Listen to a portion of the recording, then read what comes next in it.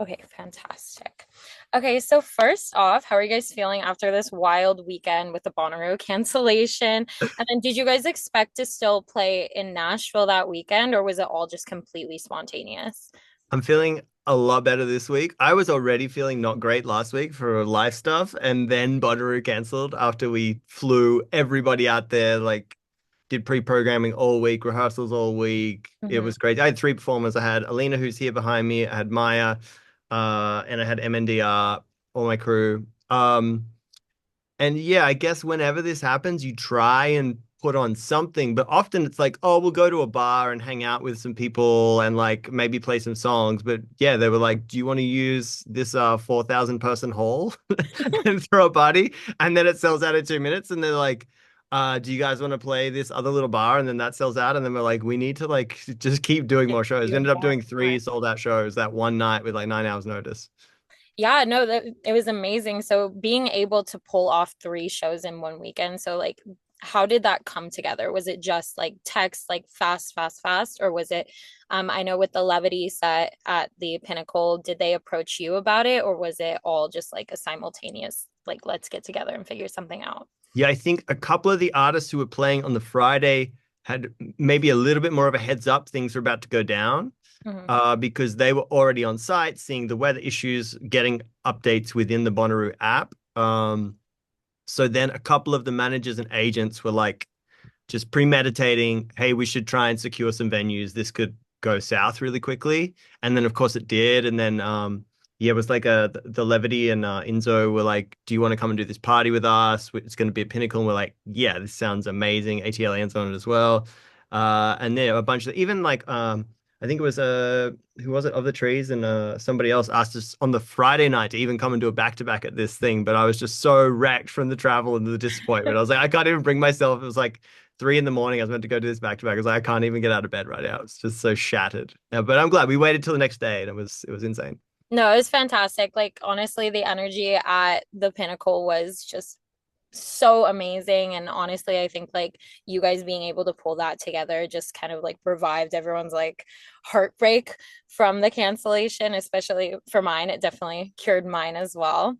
Yeah. So what were those like shows like on the ground? Did it feel different from knowing the crowd was made up of fans who didn't go to Bonnaroo?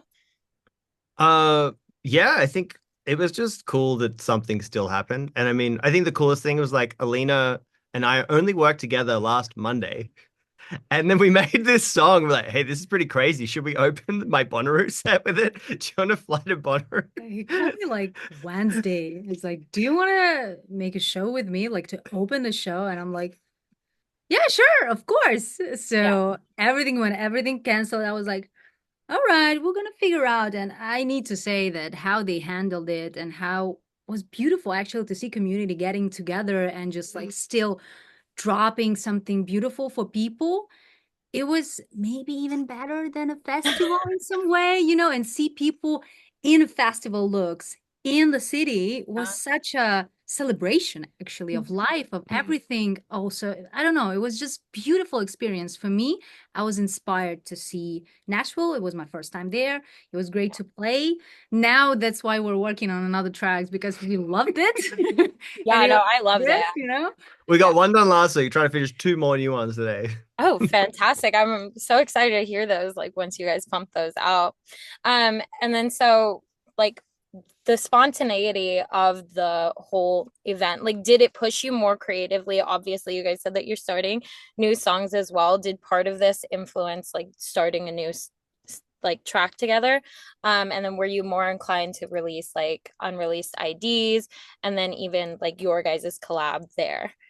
Yeah, I think whenever you do multiple sets, I like to try and do totally different sets and shows. Mhm. So that it definitely pushed us to do different songs, unreleased songs. I mean, I had like Myralina and MNDR sort of on the fly because we're doing, our whole show has been turned upside down. It was like a time-coded show, a live show that we were going to do.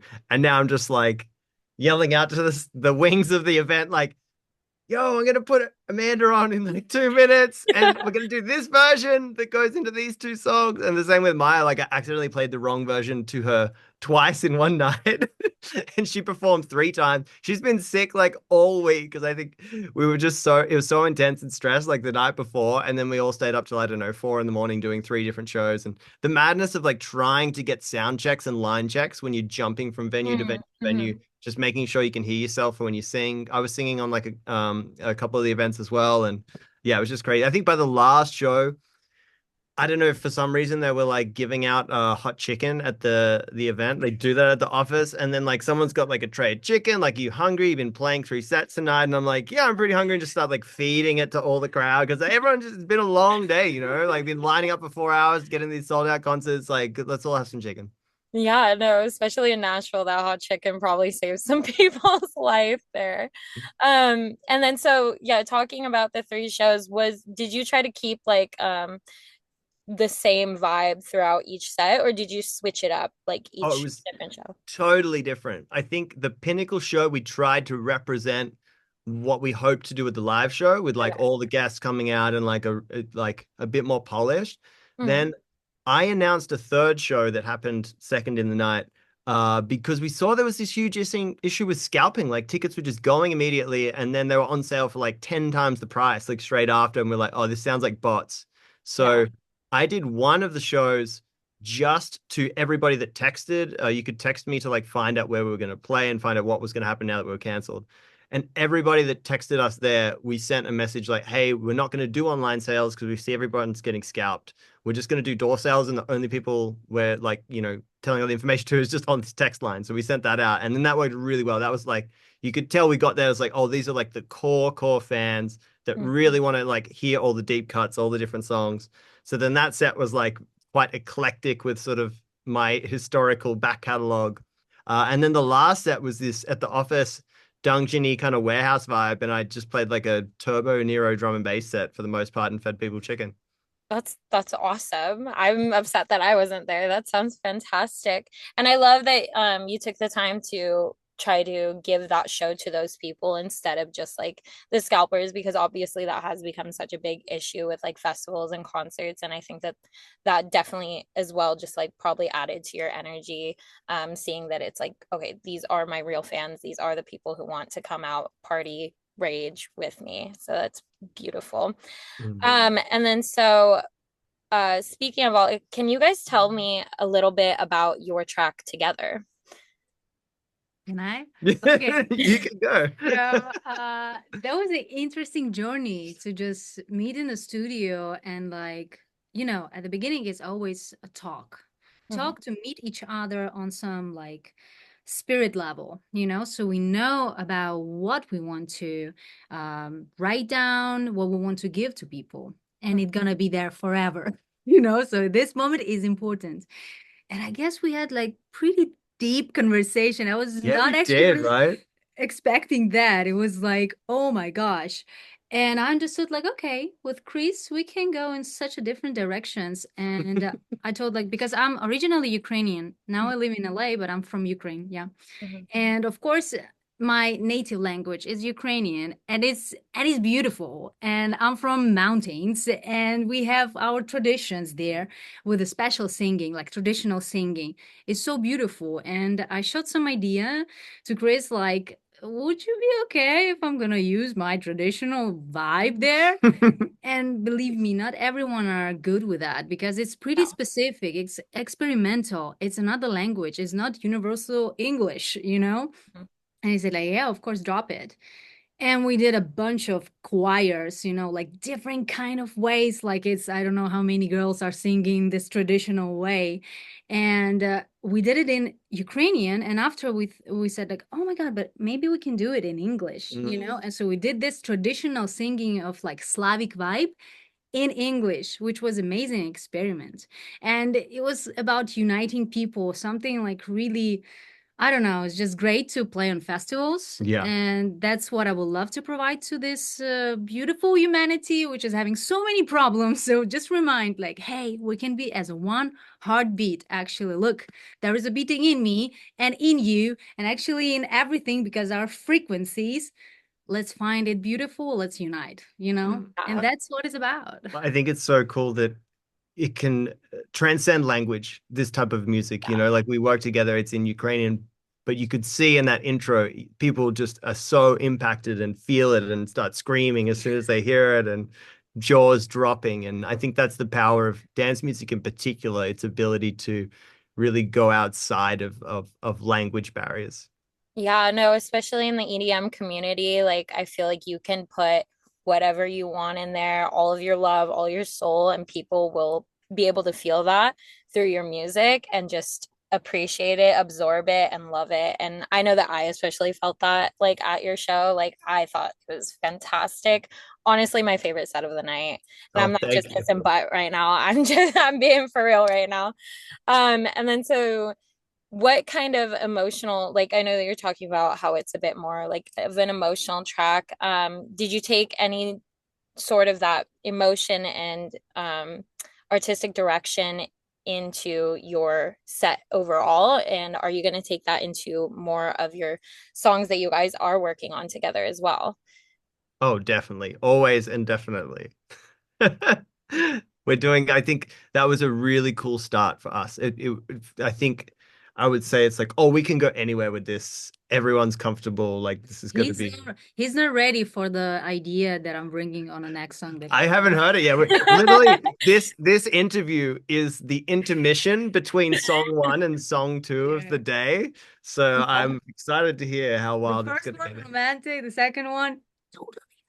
not. I feel like this is a whole different vibe switch from one to two. Yeah. Well, Because we I are love like that. that, humans, you know, there's so many varieties of our moods and things. We're Yeah. whole, and there is like good and bad in one bottle, you know? So let's Yeah. explore that. No, that's beautiful. I love that like you're getting creative and, letting your creativity just take you away with the song. And I cannot wait to hear these. So speaking more on the shows and then obviously like from the cancellation and doing all of these things, you said that it's definitely hard with the sound checks and all of that stuff, but were there any more like logistical like tech issues or even just like your exhaustion of having to like keep going throughout the night that made that weekend a little bit tougher to pull off? Oh yeah, I mean, it's so hard when my manager's at a wedding and then he gets the call, Bonnaroo's cancelled. You need to be on this group call with all the main agents. We're trying to reschedule show. Like there's that. And I've got I don't know, we had a team of like I think 8 or 9 people out there. So coordinating everybody, everything's changing constantly, adding extra shows in the middle, even just the logistics of like getting people to site, making sure everybody's like issues are heard, their in-ears, their Mhm. uh they didn't have stage monitors, and then can we do the live show? Do we have to do a DJ set? We got to the second set and my USB wouldn't even load because it was the wrong formatting, and then we're like sending someone to a house to grab a laptop and then reloading record box with a new system and then plugging that in but like I mean this stuff happens, but just when you're doing so much on a whim like that, it compounds really hard. And I was glad I had like really good people around to sort of just help manage all of that. Yeah, no, it's really good having a support system in these just this lifestyle. So being someone as who is able to adapt in real time, like do you think this whole Bonnaroo experience, like with the cancellation and the Nashville shows, like do you think that this will influence like how you do future festivals or even like your tours? Like have you learned anything from that? I think we handled it well from having dealt with this stuff occasionally and, just the ins and outs of touring and music. It's chaos. Yeah. And man, I feel for Bonnaroo so much because I know they had like a hard year a couple of years ago with some Mhm. floods or something, and then they got this year and like it's so sad because I see how passionate the Bonnaroo community is and everybody that attends that festival and how meaningful it is to them. And it is such a cool festival. They do like really dope things. Like I think one year I was there, like Lauren Hill's curating a tent to herself and just people like it's just like crazy like that. Mhm. So yeah, I think just walking away from it like hopefully it comes together better next time, and yeah, a lot of lessons learned, and I think a lot of trust and value in the people that were around me to sort of get through that night. No, that's fantastic. And then do you guys have any final message to all of the fans who rallied and made those shows happen on such short notice? I will say from my side that from hard times, we're learning definitely, and let's keep it not just positive. I don't want to use this word only, but just like believing in things and like be active and loving and just doing things. So I definitely want to also support like Bonnaroo because only heard about them positive things, you know, it's Mhm. like, oh yeah, it's such a cool festival. So I want to experience that. I Yeah. never went there. So I really hope that it's gonna happen. Let's meet there all the years. Well, You then we'll know? do the three songs. Oh, please, at least three songs. Yeah, and just like peace to the world and let's make festivals, but not wars. Yes, love that. Beautiful. Well, thank you guys so much. This was such an amazing opportunity to be able to speak to you both. And thank you so much for taking time out of your studio recordings to meet with me. Of Um, course. Thank I you. Thank I you. too hope to be at Bonnaroo next year. This was my first one. Probably will not be my last one. Yes. Well, I cannot wait to see all of the great things that you guys do together. And yeah, just absolutely thank you so much and wish you the Thank best. you. Thank you for your time as well and your Awesome. curiosity. Thank you so much. Thank you. Have a great Awesome.